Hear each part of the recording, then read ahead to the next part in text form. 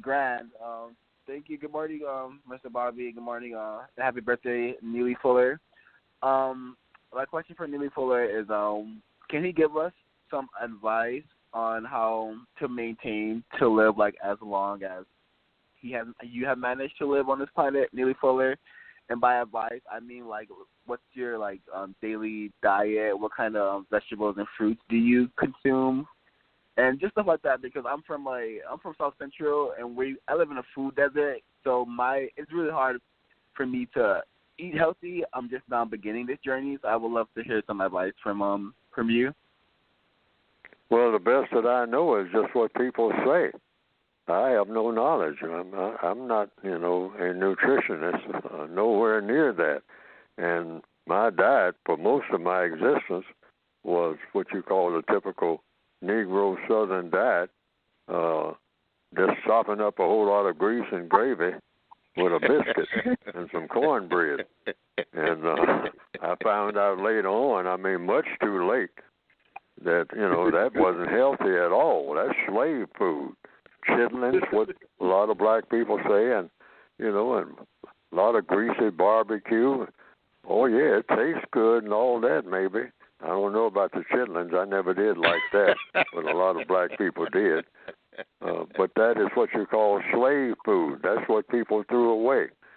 They call it eating high on the hog. Well, what you call the quote-unquote slang expression, the poor white folks ate, the hog head and, and the ham and et cetera.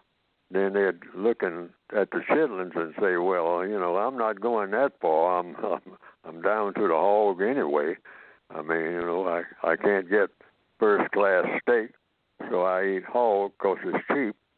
But so we'll just give the chitlins to the slave. Just throw it out the back door out there on the ground. They'll come and pick it up and eat it because, they have to eat anything that we give them. But we're not going to give them much. And these are stories that I heard, and that black people, whatever you do, you learn to like it. That's just the way, all things are. You do enough of anything, smoking cigarettes, taking drugs, you'll learn real quick to like it, if that's all you have.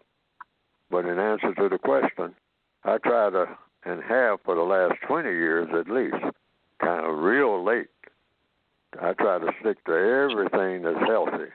Vegetables, beans, broccoli. Now, I've told people down through the years, what do I recommend that people eat? And I have shied away from that because if the word goes out that any black people are eating a particular type of food in the system of white supremacy, the white supremacists will get busy and make an artificial version of it. And you'll be thinking that you're eating real food when you're not. Because they'll do that. They want to keep black people poisoned.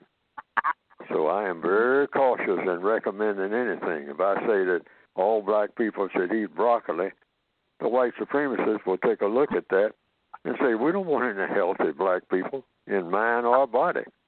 We want them to always have health problems.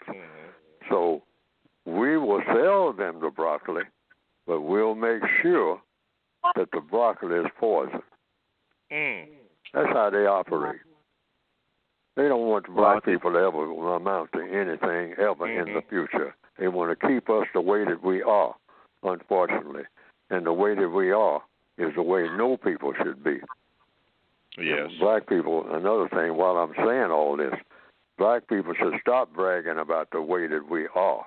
We are nowhere close to the way any people should be that ever existed. Nowhere in the neighborhood here in 2020. I agree entirely.